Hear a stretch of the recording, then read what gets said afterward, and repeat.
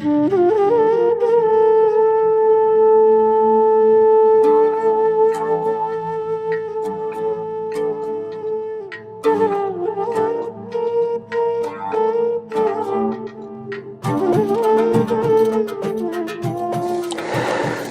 my name is Todd Bennett, and I'd like to welcome you to this installment of the Leaving Babylon series. It's a series of discussions that I'm putting together to try to help people who are leaving mainstream religions and denominations, discovering the fact that they've not necessarily been taught the whole truth of their faith, particularly those that are looking at the Hebrew roots of their faith. And last time we talked about this phenomenon around the world of Christians that are recognizing the pagan elements in their religion, and they're looking for truth elsewhere.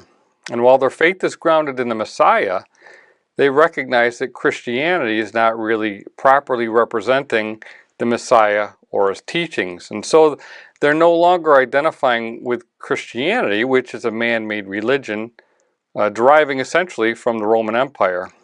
Now, in that talk, I also warned about looking to Rabbinic Judaism for truth, because that's also another man-made religion that traces back to the Pharisaic sect. And we talked about how Yeshua spoke against the Pharisees, and therefore we shouldn't be looking to the teachings of the Pharisees to find our Hebrew roots.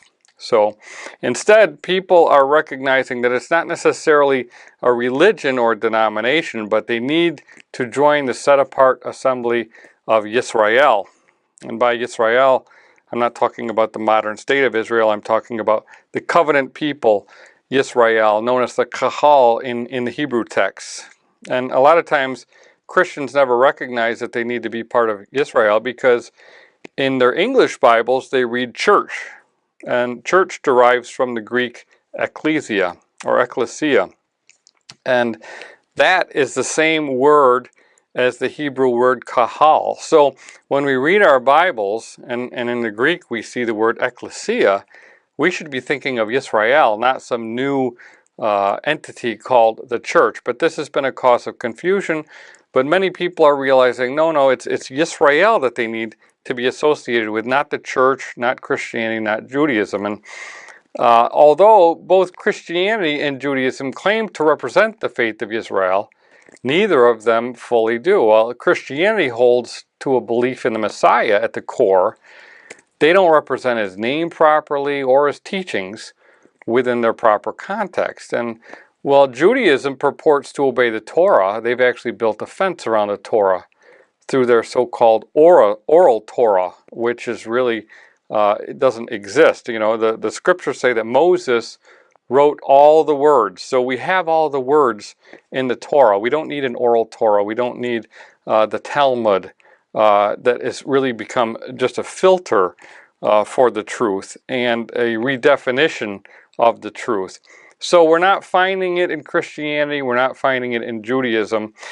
And people are beginning to understand and recognize the need to learn and understand both the Torah and the Messiah in their proper context. And they're not mutually exclusive. It seems like Christianity has promoted the fact that, you know, we need the Messiah, not the Torah.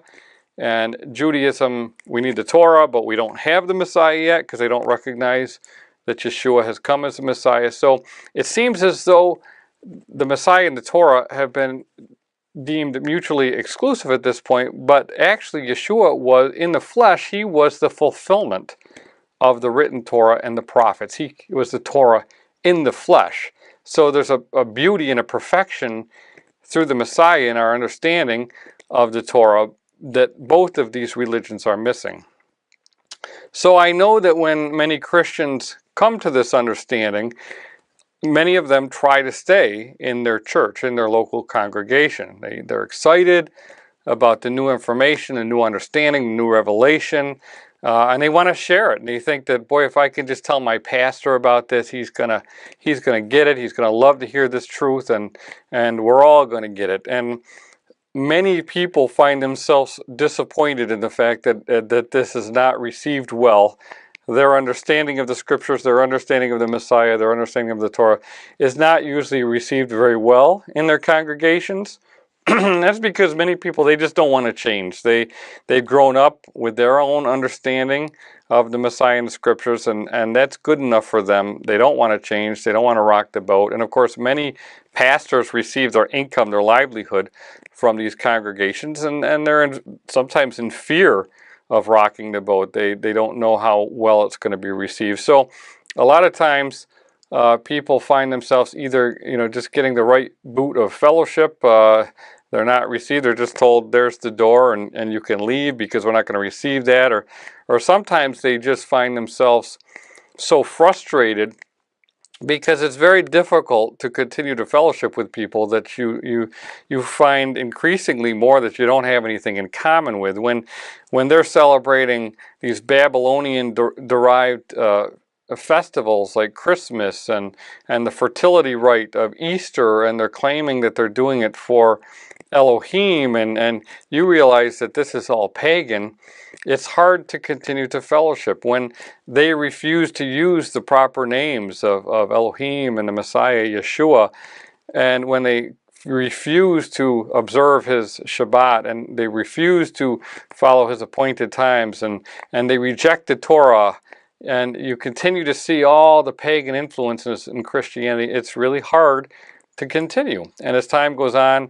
most people just end up leaving one way or another. Either they're shown the door or they just get frustrated and they leave. And that's not necessarily a bad thing, because, as I just said, Christianity really contains a lot of paganism and a lot of Babylonian influences. And in the book of Revelation, we were given this very strict warning. Revelation 18:4-5 says, "And I heard another voice from heaven saying, 'Come out of her, my people, lest you share in her sins, and lest you receive of her plagues. For her sins have reached to heaven, and Elohim has remembered her iniquities.'" And of course, this passage is referencing Babylon, which represents a world economic, political, and religious structure that's set up in opposition and defiance to Elohim. And sadly, Christianity teaches that Jesus abolished the Torah, and the Torah puts us under bondage. And this is exactly the opposite of what he taught. Yeshua didn't teach this, and so Christianity generally stands in direct opposition to the Messiah and Elohim. So it's not necessarily a bad thing that you leave your congregation. I mean, if you can stay and you can share the truth with people, that's a wonderful thing. But ultimately, you're probably going to find that you need to separate yourself and learn to be set apart from Babylon. You just can't stay mixed with the paganism that exists there. So when that finally happens to most people, the following question is what now? Their immediate instinct is, I've got to find another community of believers. I've got to go find some other place to fellowship in. And, sometimes old habits die hard. And, you're just used to doing this on a weekly basis. You're used to be surrounded by, people that believe the same thing as you do. So instinctively, you want to find another community of believers. But that can pose its own set of risks, because if you just run into another religion, denomination, congregation, fellowship, whatever, you may find yourself with a whole new set of problems. And what you need to recognize is that generally, for most of people in this situation, Elohim is calling you out. He's calling you out to spend some time with him in the wilderness. And, we just got off the Passover 2017 tour, and we spent some time in the wilderness, and we spent some time talking about the importance of the wilderness. And I'd recommend maybe you check out some of those teachings that we have in that regard, because, most people don't want to be in the wilderness, but the wilderness has some great benefits in our walk. And so it's important, first of all, to recognize that you're being led out into the wilderness, and you need to learn from that experience.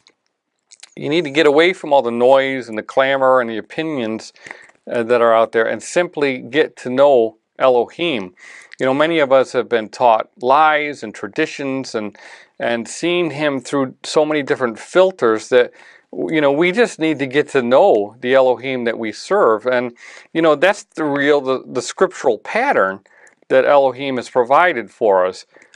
We know that Abram, he had to leave Babylon, and he was given promises and led through the wilderness and lived most of his life in a wilderness setting, learning to live in covenant with Elohim and trust in the promises that were given to him.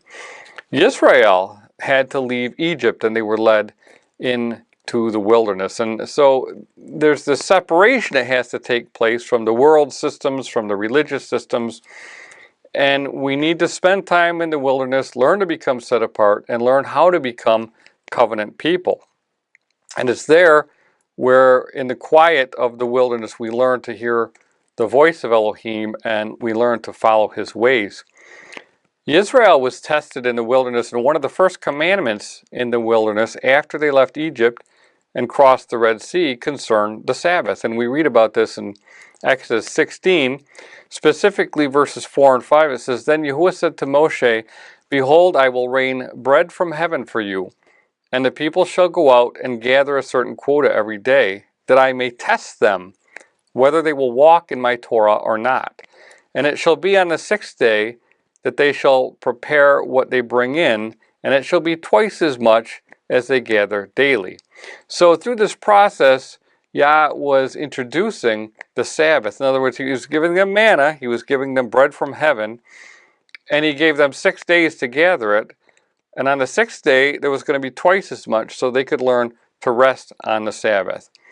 And so this very important lesson concerning manna was focused on the Sabbath and whether they would just agree to honor his commandment to follow his Torah and his instructions concerning the manna and the Sabbath.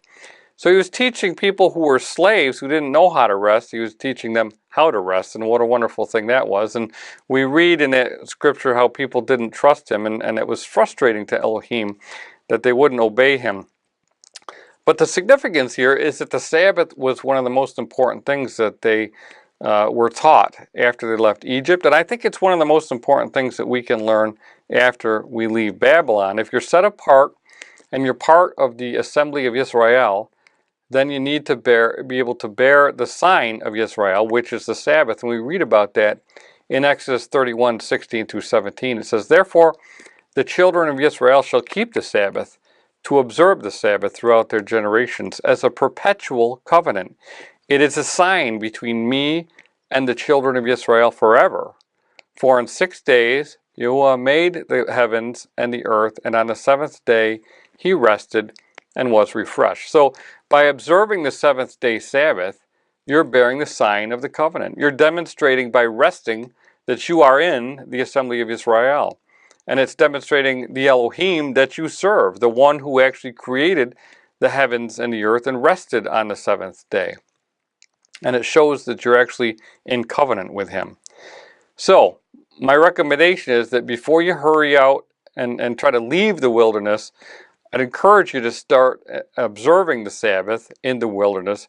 Get to know the one who created the Sabbath before you go out and join some other assembly. And use this time, this quiet, this peace, this shalom of the Sabbath to hear his voice, to learn his ways, and to be able to follow his instructions. And so I know if you're watching this on the internet that you're listening to this teaching, and you may have listened to many other teachings, and if you have, you'll realize there's a lot of conflicting voices out there on how to observe the Torah, how to observe the Sabbath, and all that. And I'd encourage you to minimize that as much as possible.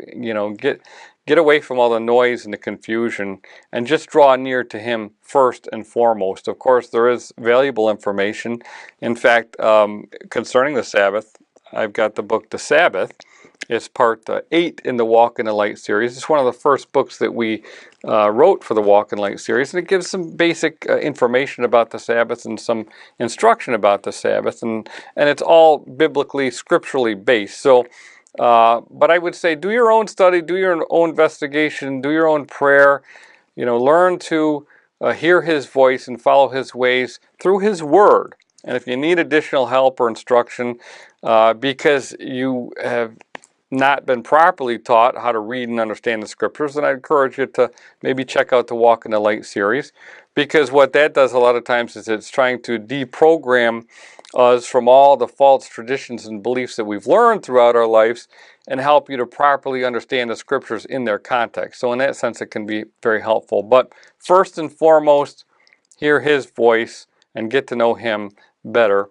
And I would encourage you to do that through the Shabbat. And so the next part of our series, we're going to talk more about the Sabbath, because there's a lot of confusion regarding how to observe the Sabbath, what to do on the Sabbath, when do we observe the Sabbath, all sorts of questions that I get through the email and through the internet and even by telephone and in writing.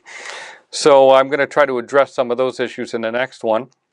I hope that you found this teaching to be helpful. And until next time, my name is Todd Bennett. Shalom.